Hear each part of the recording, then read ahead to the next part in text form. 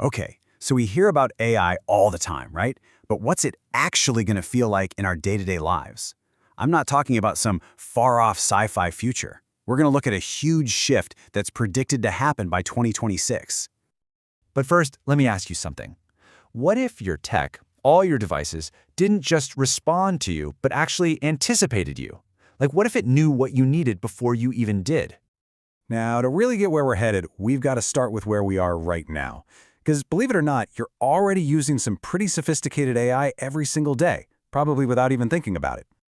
Yeah, take Netflix. You know when it recommends that new crime doc you just end up loving? That is not a lucky guess. That's an AI digging through your viewing habits, comparing them to millions of others just to find your next perfect binge watch. Or how about Spotify, that Discover Weekly playlist that just feels like it was put together by your best friend who totally gets your music taste? Yep, that's AI.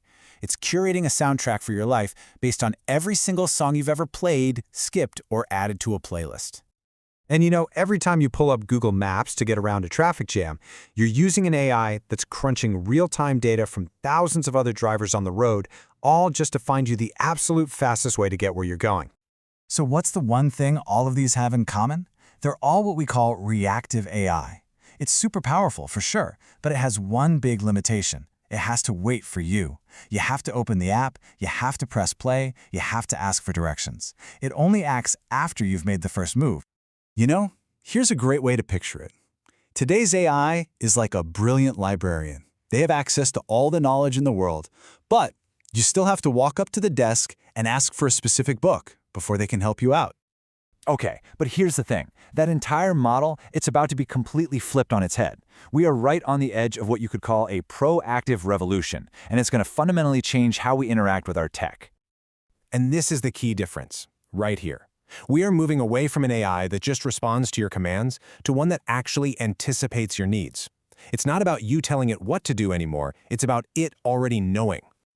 So let's go back to that librarian. In this new world, they're not just waiting behind the desk. They see the project you're working on, they understand what you're trying to achieve, and they put the perfect book right on your desk before you even thought to ask for it. That's the promise of proactive AI.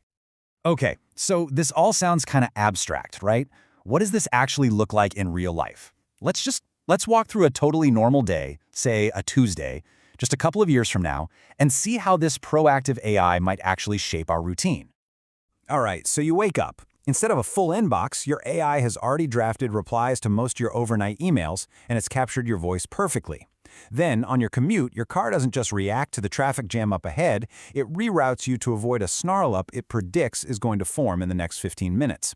At work, your creative software isn't just a blank canvas, it's suggesting design elements that fit your project's goals. And when you get home, your shopping list for dinner has already been written because your smart fridge knows what you have and what you need. See? Every little bit of friction is smoothed out before you even notice it. And look, this isn't just about making life a little easier. This is a huge leap in efficiency.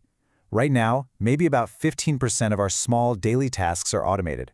But the projection for 2026? That number could jump to 40%. Just think about that for a second. That's a massive amount of time and mental energy that gets handed right back to you.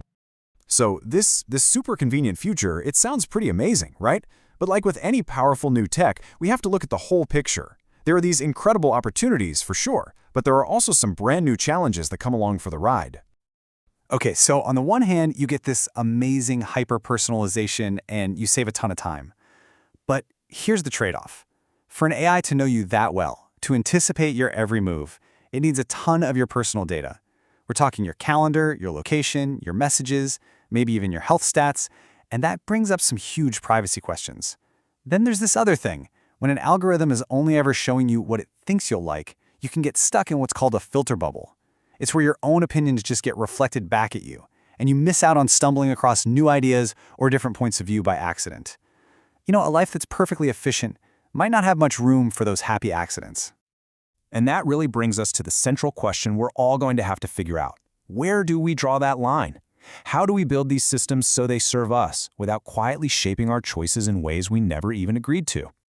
All right, so let's pull all of this together. As we step into this future where everything is anticipated for us, what's the big takeaway?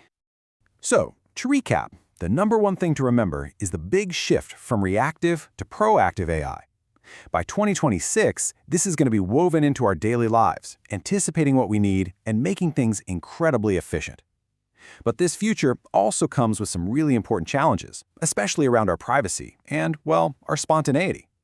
The goal here isn't for AI to take over, but for it to become a seamless partner, to match our own intentions with its amazing ability to get things done. So I'll just leave you with this one last question to think about. When our world is perfectly smooth, perfectly anticipated, what's left for us to discover on our own?